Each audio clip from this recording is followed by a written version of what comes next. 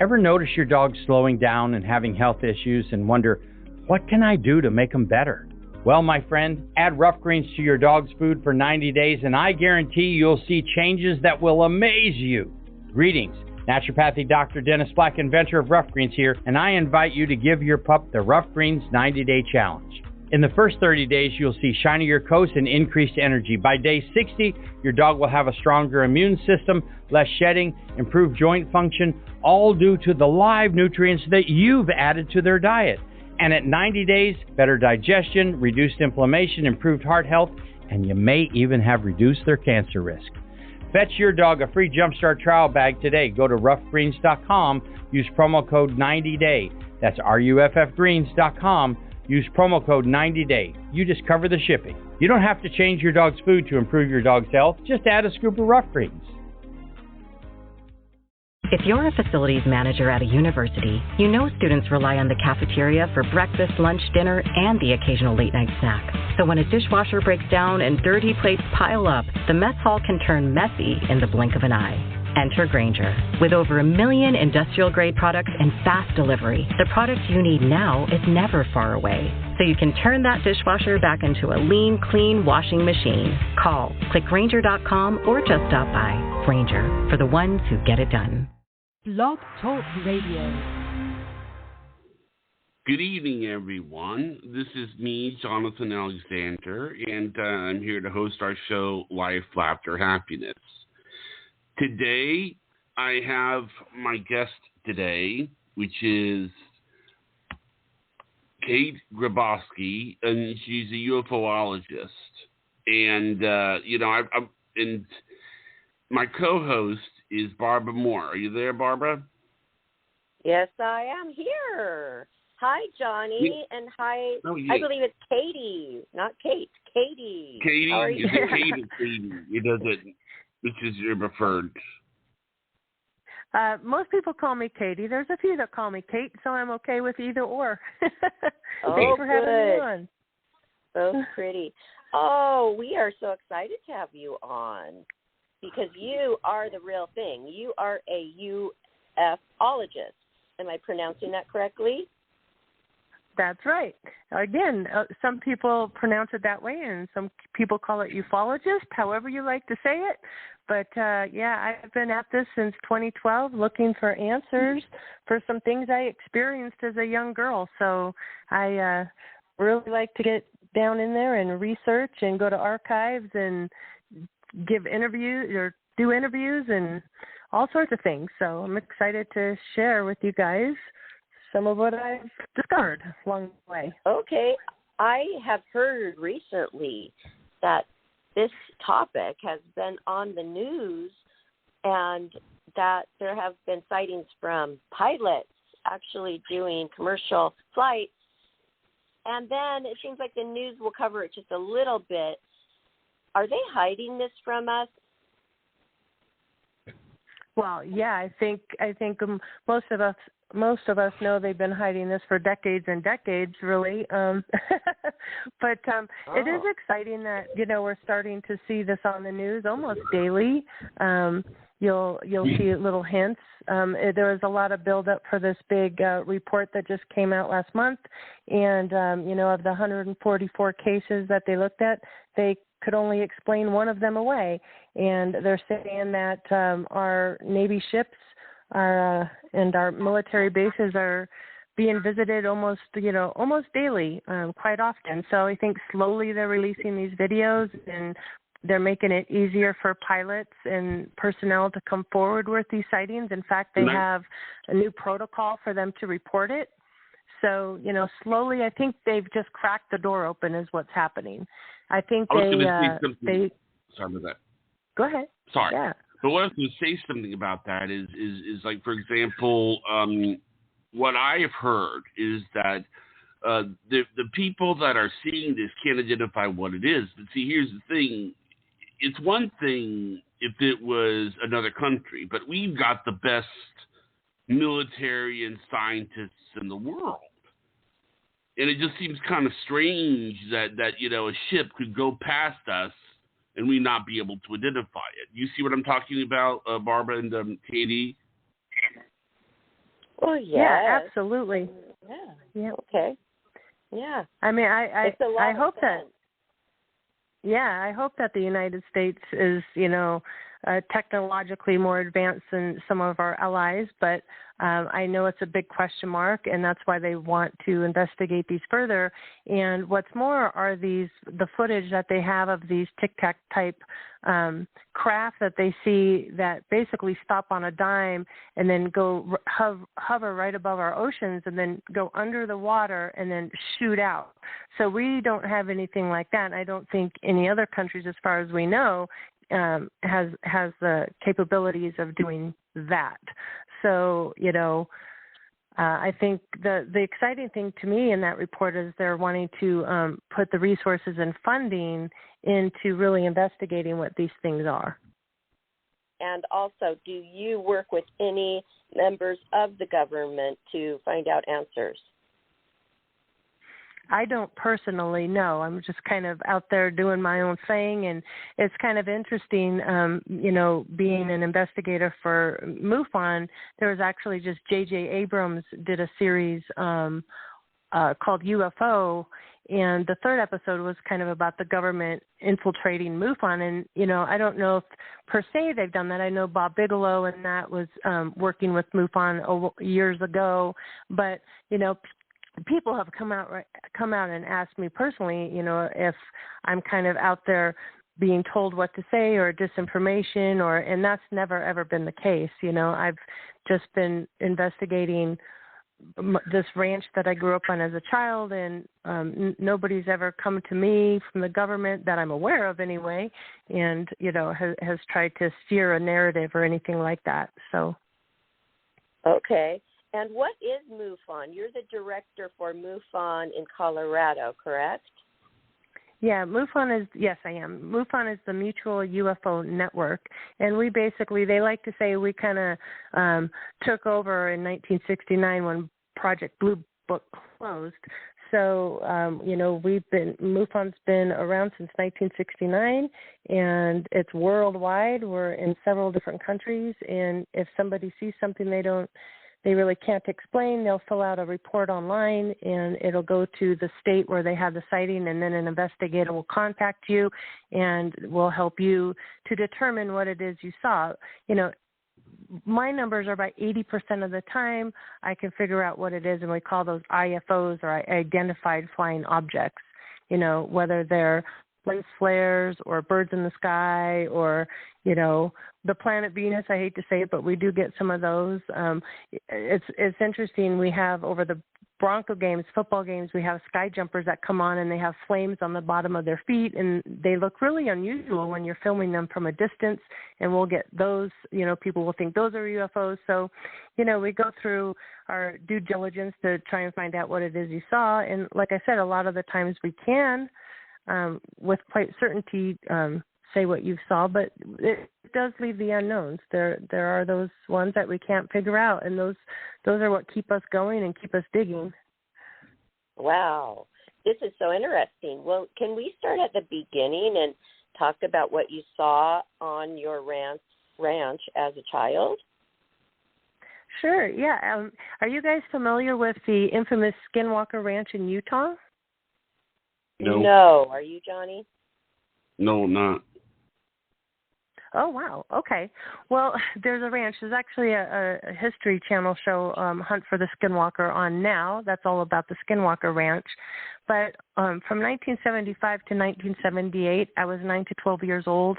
And back during those years, there were hundreds of cattle mutilation, and not only cattle, but horse and sheep, a lot of craft. Yeah, a lot of craft flying on and off the property. Strange helicopter sightings and helicopters menacing people, and strange bird marks on the ground where, there would be snow all around the outside of the circle. Inside this circle was 35 feet in diameter. It was dry and nothing grew. Sasquatch creatures, disembodied voices, paranormal activity, you name it, it happened out on this property. And both my sister and I and several other witnesses, including the town sheriff and other families, had a lot of activity out there at the time. And we were warned and threatened not to talk about it. And I never really knew it was ever reported or ever investigated until 2013, when I bought a book called Hunt for the Skinwalker, which is about that Skinwalker Ranch in Utah. And in that book, it's written by George Knapp and Colm Kelleher Ph.D. There's a chapter called Other Hotspots, and they talk about the Colorado Ranch in there. And that was the first time I had learned that that ranch was ever investigated. And in that book, they mentioned that Dr. Leo Sprinkle, who is a psychologist out of Laramie, Wyoming, and has worked just dozens and dozens and dozens of experiencers from around the world and contactees. He was out there on the ranch and investigated it along with Peter Van Arsdale, Ph.D., and John Durr, Ph.D. So I quickly got a hold of Dr. Leo Sprinkle and drove to Laramie and went to the archives and pulled all the original documents from the ranch. And I have just been learning about it and getting newspaper articles and interviewing people now for 10 years. What's really fascinating, though, is what I've uncovered is that there was definitely a military connection to that property. NORAD was very aware of what was happening out there. They were out there investigating. There were 2 interceptors that crashed out there, and in the report I got, it says they were in pursuit of a UFO, so I just FOIA'd the crash report from those 2 A-7Ds that crashed out there at the time, and it's just one thing after another, so it's pretty compelling that the government and the military, they were out there investigating things, and I do believe there might even be a MK Ultra connection to it as well. Well, why do you think that the government is hiding this from us? Do they think that we cannot handle the truth or handle their findings? I think it's a combination of reasons. I think that, back in the late 60s and early 70s, there were a lot of unacknowledged black access projects, just like MK Ultra and mind control and, chemicals they were testing. And I do believe some of the cattle mutilations were them testing our water and our land, and who knows what they were doing out there. I'm not really the cattle mutilation expert. I know Chuck Sikowski and Christopher O'Brien really know a lot more about cattle mutilations than I do, but I think now at this, all these years later, because up to some really nefarious things, and maybe they worry about roots, or, people find out they've been lying to the people for all these decades. We already don't trust them as it is, but if it came out, then, that would be a really huge problem. I think the theory of us not being able to handle that, I think, the last 5 years or so has shown I don't think there's going to be mass hysteria in the streets. Like you said, they're talking about this on the news and everybody just, seems to go about their daily business. There hasn't been any hysteria, Yes. So can we know more? I know that you have a website, Katie Gribowski or Griboski? Griboski. Okay. Yeah. Go to your website and we can find more information regarding all of this and where to follow you, correct? Yeah, that's right. And yep, there's links to the book, and there's information, on appearances where I'll be, and information about MUFON, and yeah. Wow, so, you stay really busy. Yeah. So this gives you really enough busy lately, to work especially on. with the news. Yes. What's that? You've got a lot to look at. So what are some of the things that have come across your desk where you can say, wow, you've been doing this for a long time, but what has made you say, wow, that's unbelievable? Right. Yeah. I would like. Yeah. I did start out as kind of a skeptic, and I would ebb and flow back and forth. Like, I don't know. I definitely believe there's out there in the universe. Whether it's visiting our planet is another question. It took me years to kind of come to a realization that the body of evidence and the amount of witnesses and the commonalities between people is just too overwhelming to say that they haven't been visiting us. And what's really fascinating, just last month I did a conference in Laughlin, Nevada, and we had people from what they like to call places that have a lot of different types of activity, like cattle mutilations, craft, and paranormal activity, and military connections. They call them places of high strangeness. So we had people from the Skinwalker Ranch and Blind Frog Ranch, and there's also a place down south called the Meadows Project. And we were all there presenting about our high strangeness ranches and properties, and it was fascinating to note that a lot of this activity is still happening to this day, and so many of these high strangeness places. There's also one in Pennsylvania, and there's another one in Missouri called Barley Woods.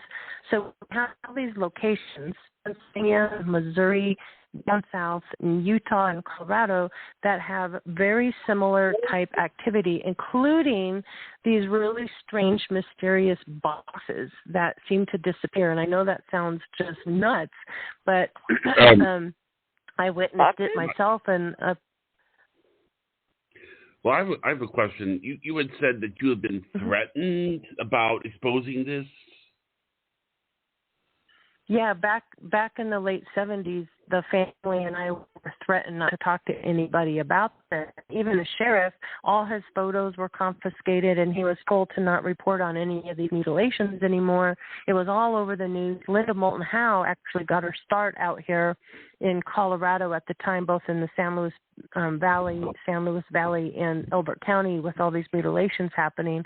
But they were told explicitly by NORAD and the Air Force to not talk about this anymore, to say it was just all cattle kill or wildlife kill.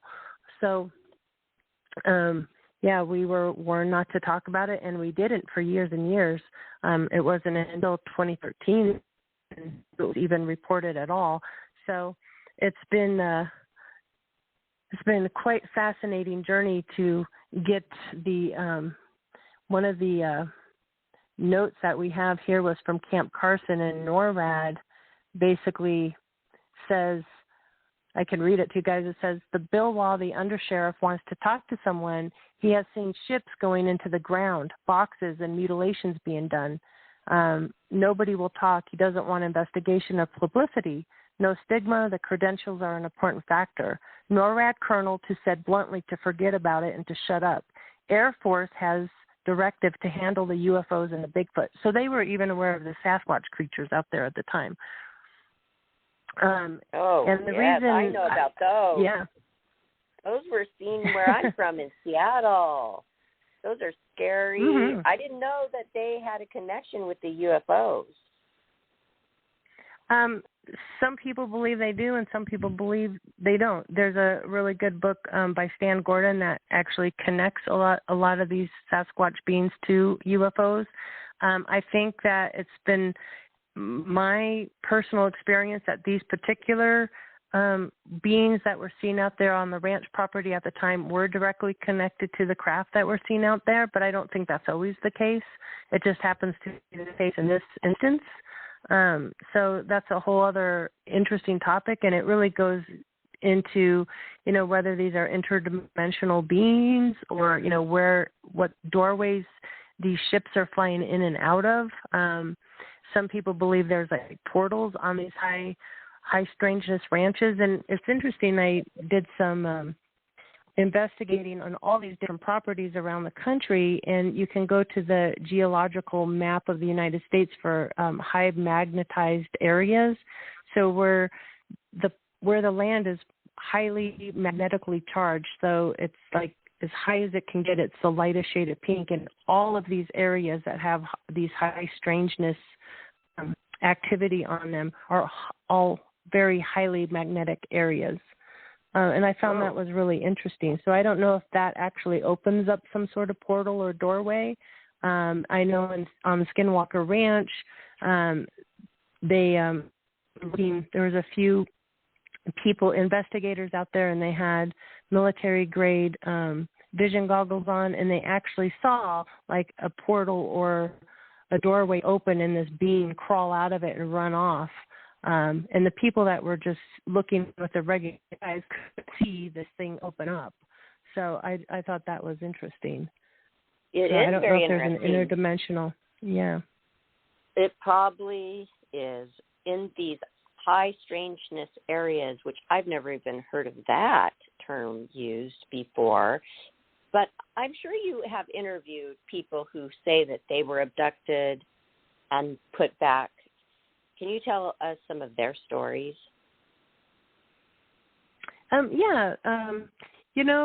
We at MUFON, we have what we call the Experiencer Research Team, and a lot of those abduction cases go to our ERT team. And Kathleen Martin, who is the niece of Betty and Barney Hill, runs that group. But it's fascinating to talk with these folks because what I always like to look for are commonalities between people who have had these experiences. And it's a real clear pattern seems to emerge. One thing this is, for whatever reason, a lot of these folks have these a lot of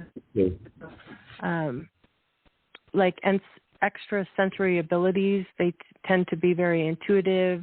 Psychic abilities will open up for them.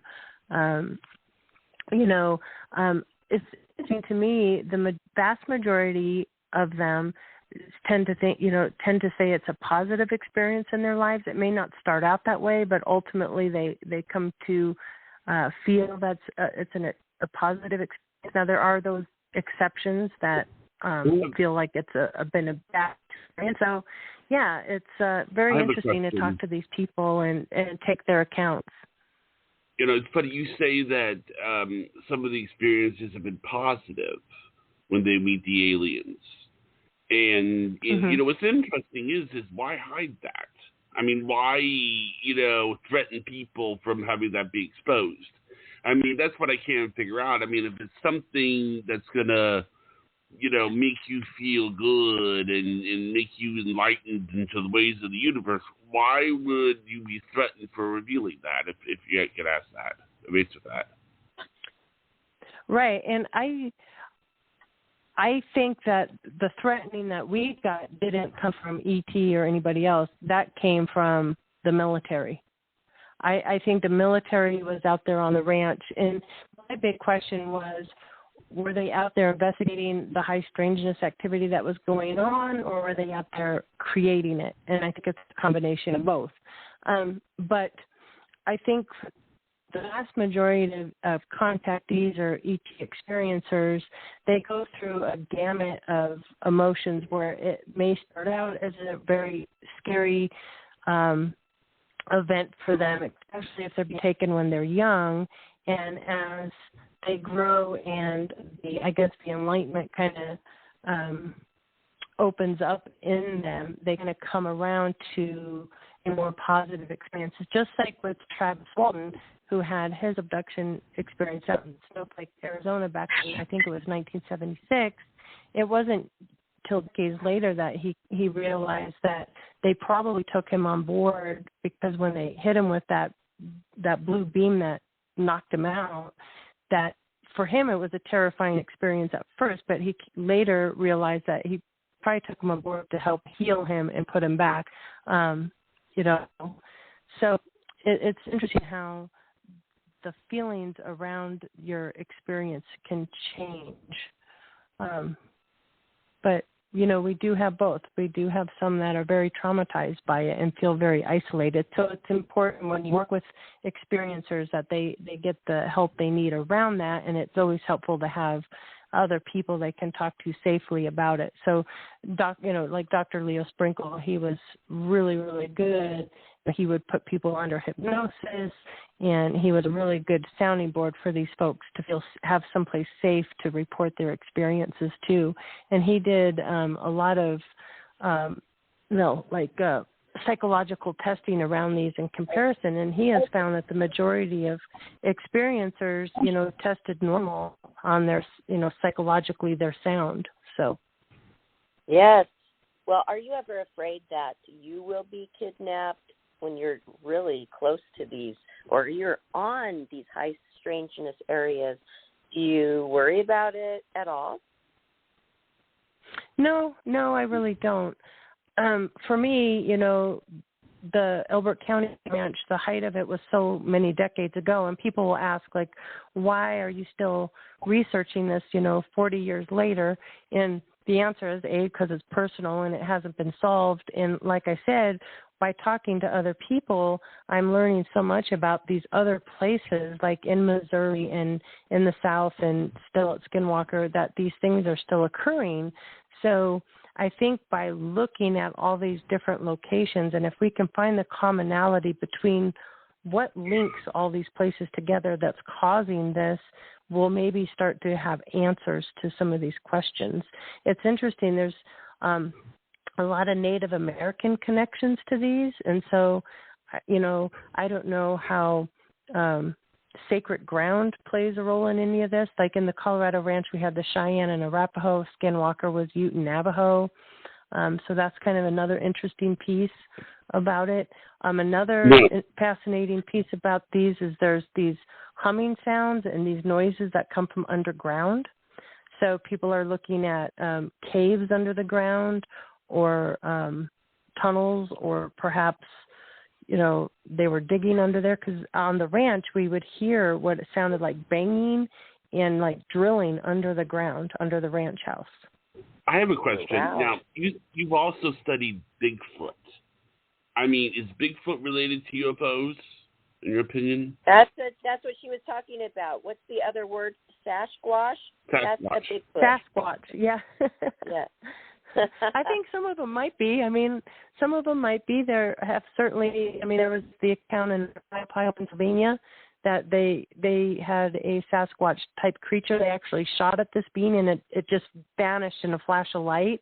Police were called in. It was several witnesses, and there was a craft scene at the same time. So it appears that some of them might be, and whether that's an interdimensional type of being or creature, I don't know. And I know to some of your listeners it sounds way out there, and it did to me as well. But the more you interview people and the more articles I've accumulated through the years, and I've talked to very, very credible people, including the undersheriff of the town. So it's fascinating as you collect these accounts, Yes, and you say there's a show on right now on the History Channel that we can tune into. What is that again? Yeah, it's called. There's two actually. There's Hunt for the Skinwalker, and there's also the Blind Frog Ranch, which is quite interesting too. Okay, I'm gonna look at that. I do believe it.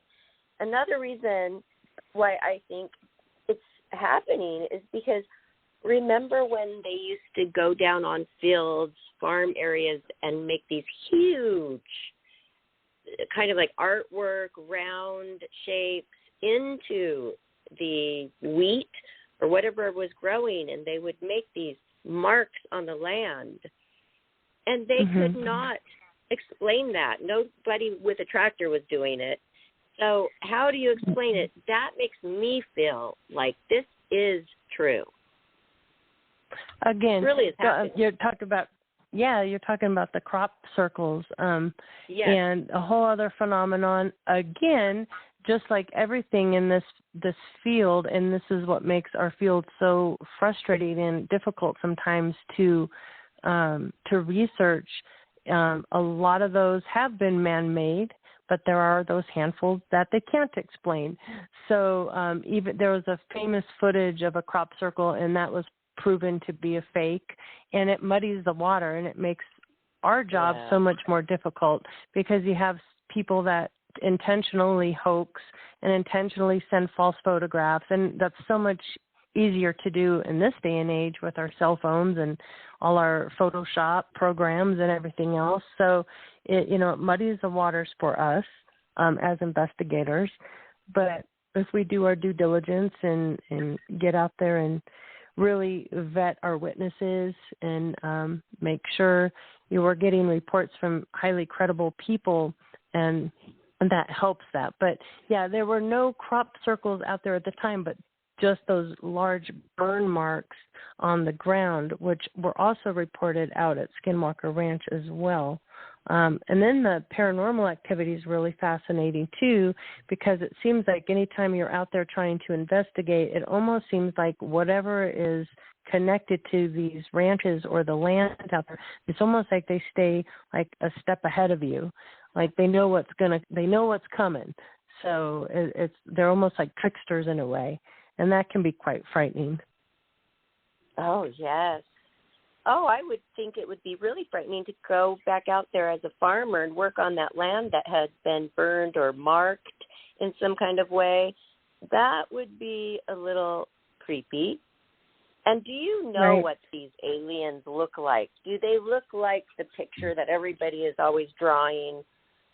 How do we know? Or is this just something we humans came up with, how we think they look? Right. Well, you asked me what one of my favorite cases was, and that kind of aha moment for me.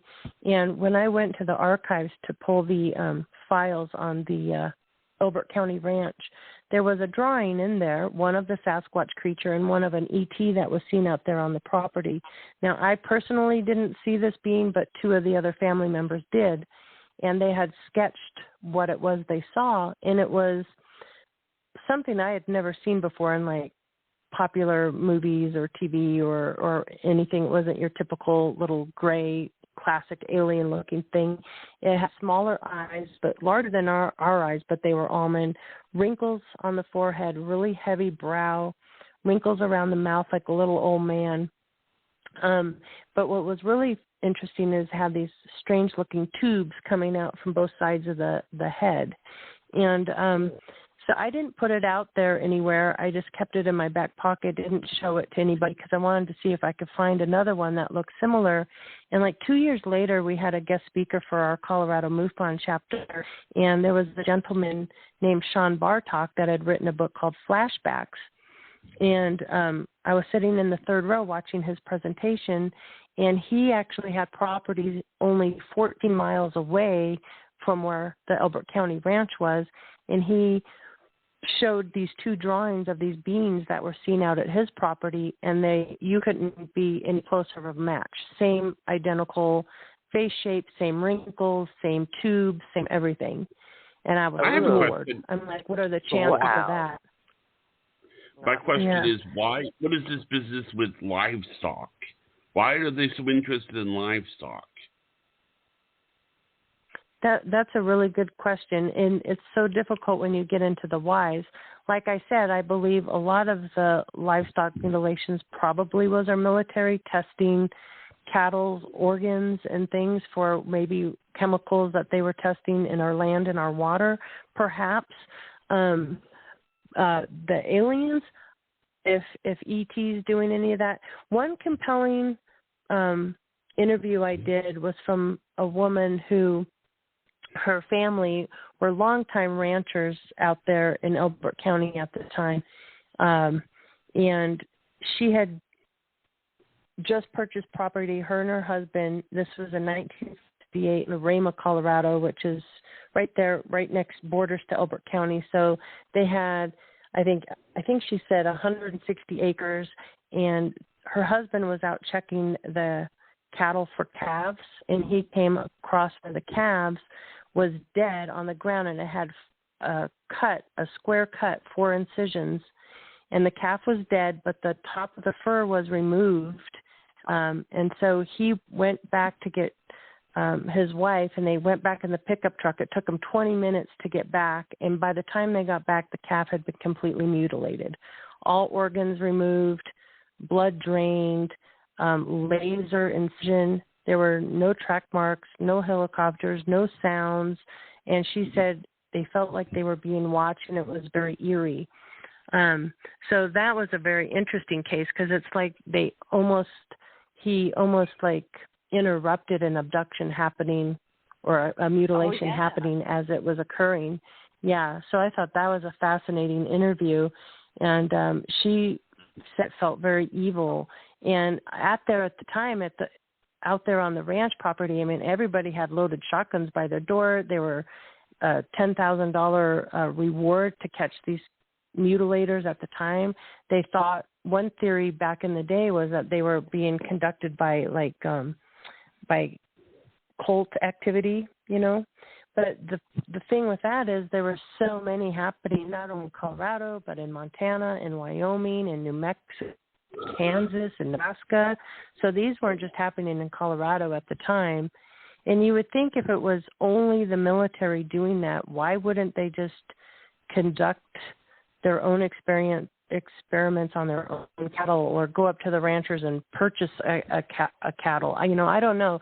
The whole phenomenon's really, really interesting. And I know there's been, like I said, like Christopher O'Brien, who spent a lifetime trying to figure out these strange mutilations. And, you know, it's just one piece of the high strangeness puzzle. That's just one piece of it. But, you know, there's still not a lot of good answers onto why ET or anybody else would be doing this, not just to cattle, but to horse and to sheep as well.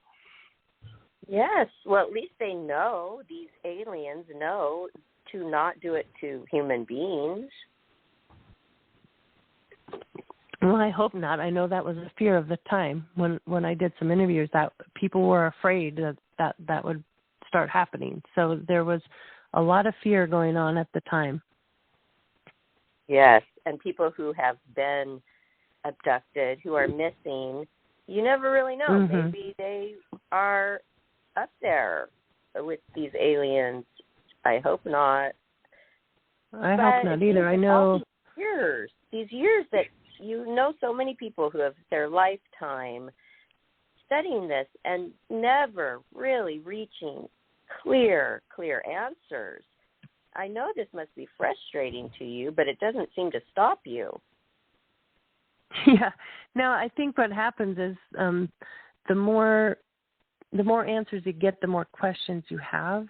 And it's sort of like this rabbit hole you never get out of. And, you know, I'm finding that where we would really like to have simple answers, I think the true answers are not that simple. I think the answer is very complex, and I think it's multi-layered, and that's what really keeps me digging and going, you know. Actually, I think it could be from any planet.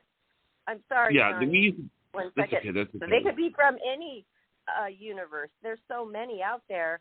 They might not even be from a planet. Maybe they don't have their own planet. And there might be many of them. There might be many different tribes, groups, nations of extraterrestrials. Correct? That's true, and I've heard every number you can think of thrown out there. You know, from really, you know, oh yeah, 7 to 100. So yeah. Wow. Oh, sorry. About the theory about it being complicated. You know, I thought about this myself. I tried to create a scenario where an alien could visit us and not violate any laws of physics or anything like that. And one of the thoughts I thought about is that Barbara brought it up. Why does it have to be in a planet? I mean, maybe they've created their own colony and they're, you know, that would explain like them being from such a far planet. They were just in a colony, you know, and they figured out how to live in that colony. That actually would explain, you know, well, why does it have to be from some planet? I mean, we've been trying to do that for years, so that seems like that would be. You see what I'm saying? Does that make sense, Kate and Barbara? That they may not be from a planet. She said 7 to 100 different groups, right. Tribes, nations, whatever they call it. They're out there, and they have probably a lot of information on why they think this. So, again, I think everybody needs to go to your website and find out more through there, griboski.com, Griboski. And then that'll lead everybody to different places, like how to get your book. Is your book called Letters of Love and Light? Yes, Letters of Love and Light. It's 4 decades of UFO encounters, experiences, and sightings shared with ufologist R. Sprinkle Ph.D.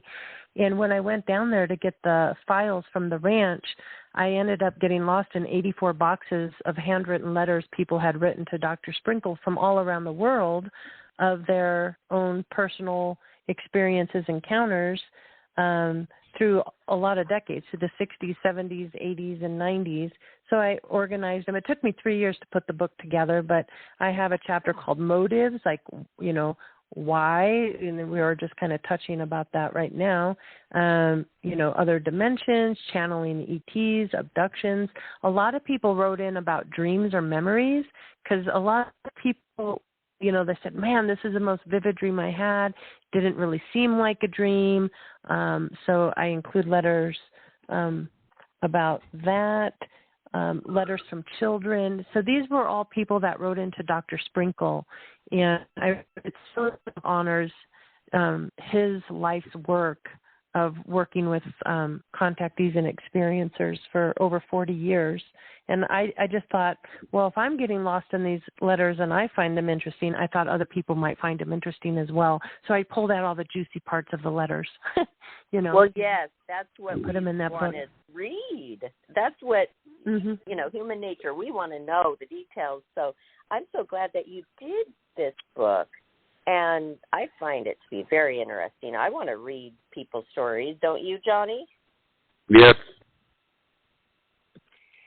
Yeah, and the more you read, after reading hundreds and hundreds of letters, you kind of get a good sense after like the first paragraph, whether this is a genuine experiencer or somebody just trying to pull your leg. And there were really good letters too from people that are really high up in their fields. We're talking, PhDs that were really scientifically looking at this phenomenon very seriously, and those are fascinating to read as well.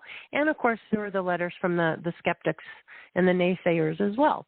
So it just ran the gamut of everything. But Dr. Leo Sprinkle, he just had his 90th birthday, and what a treasure he is. Yeah, he is just a fabulous man, and is just one of those people that was just so gracious with his time. And he would sit and talk to you for an hour, and just and those are hard to find nowadays.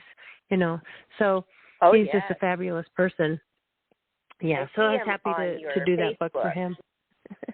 Yes, and so, wow, he has studied this so much, and you are connected with him really well. So I'm so glad that you're carrying on the information that he has found. Absolutely, and that was my thought. I thought, well, these letters shouldn't be hid away in dark boxes of archives that really very few people will ever see again. So, they need to be shared, and it's my opinion that's the only way this phenomenon will ever see the light of day is to be shared and to collaborate with one another.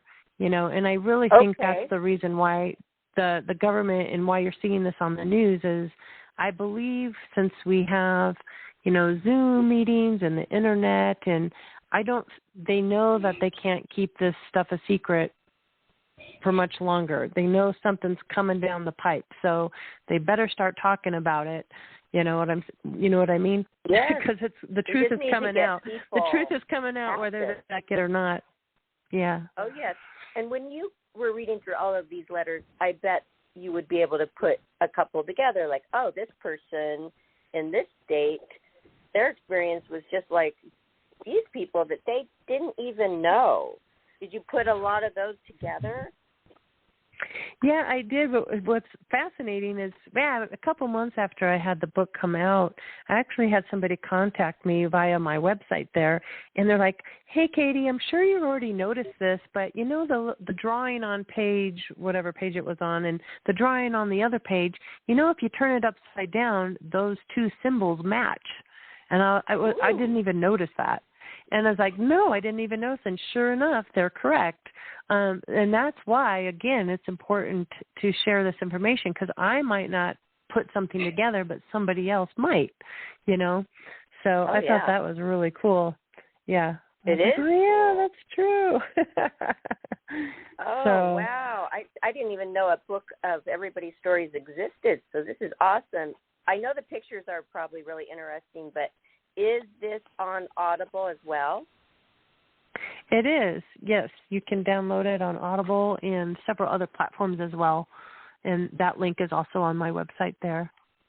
Okay, I'm doing it right now because I have a free Audible. It says I can get it for free. Oh, good. I like it because then you can just have it playing and you don't have to spend time to just sit with the book, and you can get other things done while you hear the stories. So but some people want to hold it in their hands. So you have both. So that's good. Right on Amazon. Yeah. Yeah. Something I'd like to say about those strange-looking creatures or ET beings that we're seeing out at the property. I was at the grocery store one day and standing in line looking at the magazines, and there was a issue of Popular Science, and it was all about the new artificial intelligence. And there was a photograph on the cover of an AI being with like a human-type face and these tubes in its neck. And it was almost identical to these drawings, and it kind of clicked in my mind at that point. Like, it makes sense in my mind that if you're going to be traveling from another planet to Earth, you would want some sort of AI being. So I just thought that was kind of fascinating. Wait, and it's what is an AI? AI, artificial intelligence. Okay. Like a very robotic. Yep. And the disembodied voice we heard on the property was very robotic sounding. So it just makes sense to me that some of these ET beings that are visiting us might not be, they might be artificial intelligence or robotic type beings. I have been watching, hold on please, a missing persons show, and this girl who was 16 or a teenager, she was really interested in this kind of thing, and she got really, really into it, and all of a sudden she disappeared and they never found her. So there may be some people who that they abduct and they may not be giving them back. Yeah, that's the one thing that I'm afraid of the most. I mean, have you heard of David Pilates in the Missing 411? He talks about the number of people who go missing, and so many that go missing in our national parks. And, he doesn't really come right out and say that it's ET related, but it certainly leaves you scratching your head. It makes you wonder, and I hope that's not the case. I know, me too. And then there was another little boy who was just disappeared from the campground, and they just don't know. I mean, you would have been able to find the body. They found his clothes, and the clothes were all completely in good order. Just nothing was dirty, but they found them all the way on the top of the mountain. And if an animal would have dragged those, it would have showed scuff marks and things like that. That's a whole nother case right there. I think it may be happening. Right. And unfortunately, unfortunately that might be the case, which then just leads you to the question. I mean, I think he goes into actually saying a lot of these missing folks have very similar backgrounds and are highly educated people. PhDs and doctors and things. So what the heck is happening there? Are they, taking some of our best and who, you know what I mean? So that's a whole other area. Young people, young people who are interested.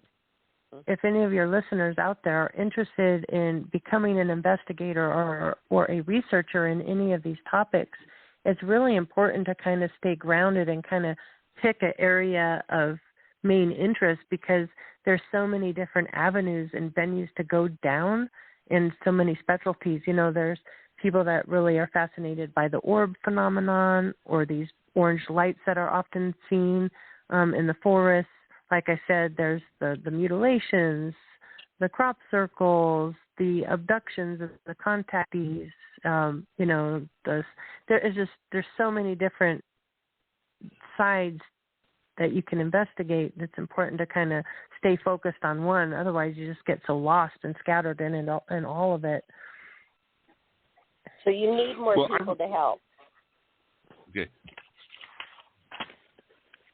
What's that? You need more people to help. Yes. Yeah, for sure. I was curious about something. You know, one of my mom's favorite movies is Close Encounters of the Third Kind. How much is the stuff that we see in movies is based on real life? I remember they actually asked Steven Spielberg his opinion on aliens, and he said he thought that they were real. I'm curious, like, is this the stuff that we see in the movies the way it is, or do you think that it's just not like the movies at all? No, absolutely. I think they definitely use movies. Matter of fact, so Close Encounters came out in 1977, and Steven Spielberg worked directly with J. Allen Hynek. As a matter of fact, he makes a cameo in that movie. And what's funny about that, I was just telling folks in Las Vegas when I was there for the symposium that as a kid, I remember going to watch this, and to me it seemed like, oh, this is a documentary, because I was sort of living that movie. It didn't occur to me that most people didn't see it as a documentary, but actually a sci-fi movie. But, you know, the movie Contact, for example, with Jodie Foster is another good example, and several, The Abyss. I think they're kind of giving us through films and popular media, you know, tidbits of reality and truth in those films, for sure. We've been drip-fed this for decades now. Yes. Wow, it all is very, very interesting. So now I have purchased the Audible, and I'm going to read through all those stories, and I just want to say thank you so much for your work with this, because it's not easy. There's a lot of frustrations, and I don't like it how people do the fake, making it harder for you to prove the real. That is so wrong, and I just find it to be a little spooky, but then again, I'm curious. So is there any places in California, this is where I live, that are high strangeness areas that I could go check out? I don't know about the high strangeness in California, but I do want to say that there's the military sightings are very high there in California. I believe, is it off the San Diego coast? So I know that you have your I know you have the craft buzzing around the naval ships up there in California. But, you know, California for MUFON is divided into 3 different chapters, and I know they stay very, very busy out there. But I'm not particularly aware of like a high strangeness ranch per se, but I do know that you do get a lot of reports out of California. So your state does stay very, very busy.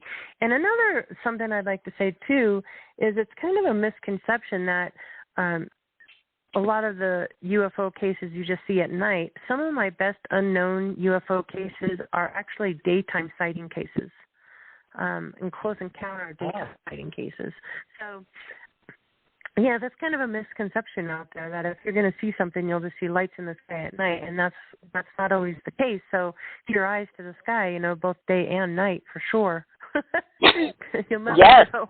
You never know when something unusual might Yeah, there was an interesting case here in Colorado. A lady was just going to work just like any other day and see something, and it was like shape-shifting, and she thought maybe it was a bird or something. She pulls the car over, and this thing is just hovering there, changing shape. She couldn't really make out what it was, and right then, 2 F-14 jets come at this thing, and as they're flying towards this object, the object, she said it was like a movie or a special effects where it just disappeared, and one of the jets flew to the east, one flew to the west, and she's like she'd never seen jets fly that low before, but they were definitely going right at this thing, which again makes you wonder how much our military, they are aware of these things, and they do spot them on radar. They do see these things on radar and multiple other sensors. That's something that the report that just came out said, that a lot of these cases were picked up on multiple radar sensors. So that's really fascinating that they're able to see these things.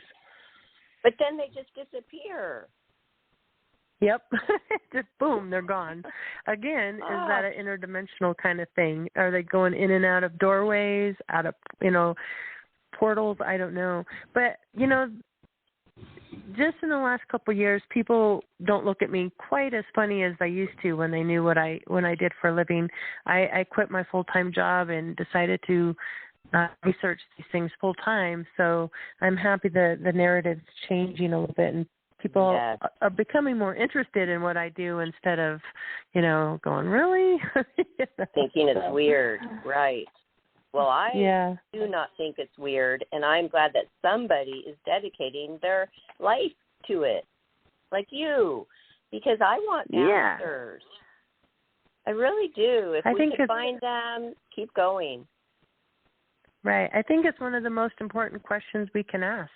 Is A, is there life out there, and then B, if there is, which I think there is, has it been interfering with us or interacting with us in ways, and if so, why? What are they doing? What's the agenda? They want to test things, because if they're hanging around the military mostly, although maybe the military areas are just seeing them more because of their advanced technology.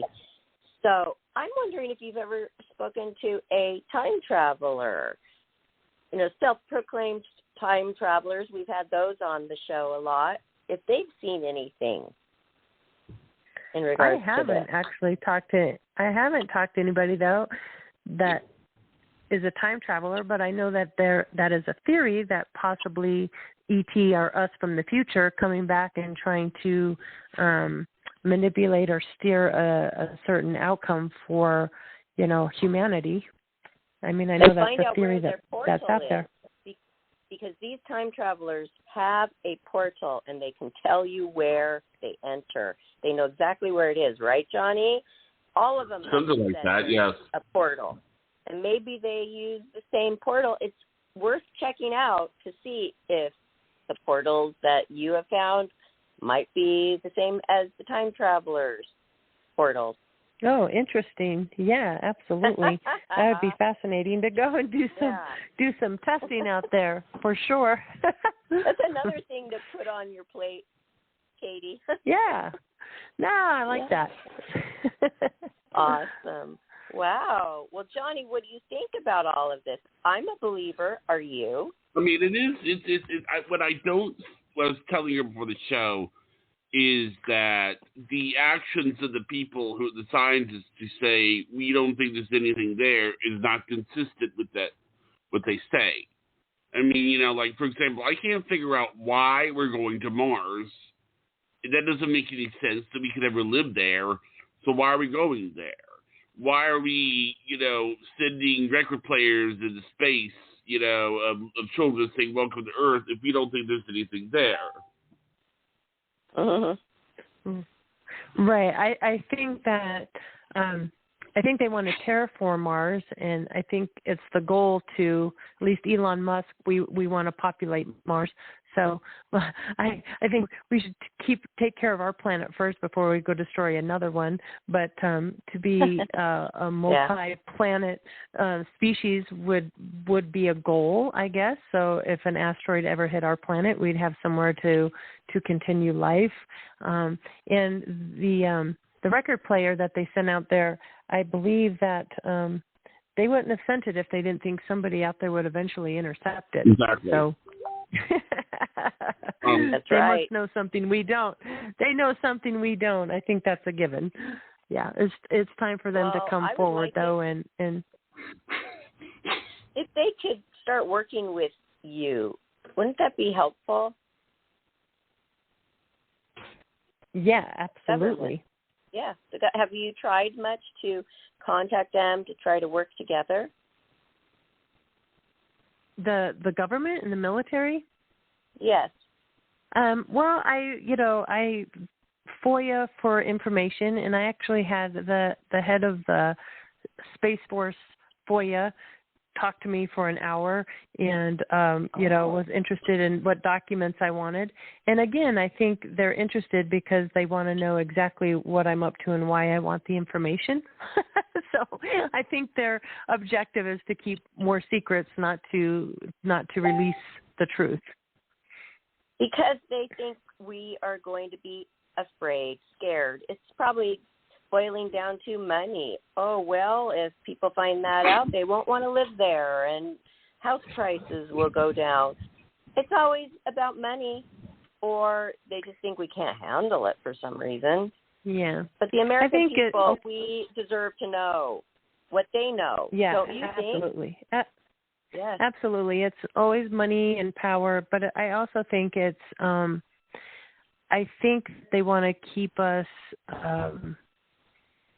unaware of the potential of our own power that we have as individuals and the nature of what true reality is. I think that's another reason to hide it. So just like keep us dependent, to keep us stupid. Yeah. Yes. How people would look at you like, oh, that's odd what you do. And now they're thinking, oh, this is interesting. This is good work. Right. Just like it was with the paranormal, with psychics and mediums. Now it's becoming a regular thing. It's not weird anymore for people to use them as counselors. So coming around, like you have noticed, I have noticed this too. Just for it being on the news last month so much, I was shocked that they were actually putting it on the news like that.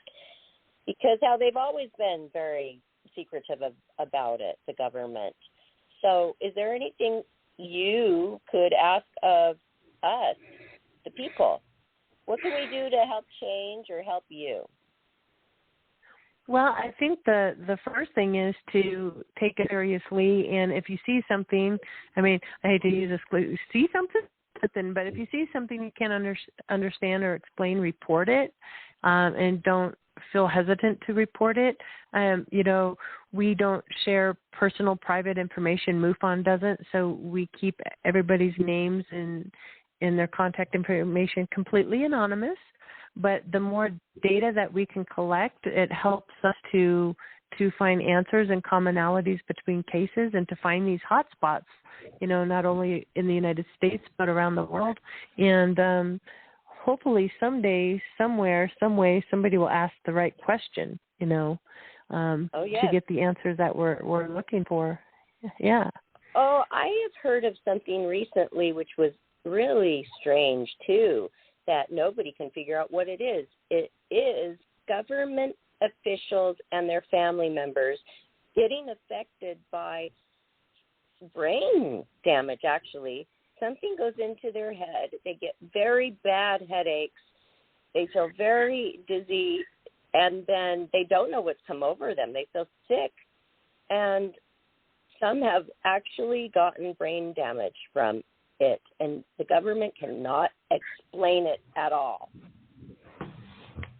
Oh, that's terrifying and scary, and that brings me back to, you wonder these MK Ultra mind control kind of things where, that does affect people's brain. And at the ranch, I uncovered a officer from Camp Carson visited the ranch, and he said something would overtake his mind and cause him to go into the Ponderosa Pines, into the woods behind the ranch house, and then it would release his mind.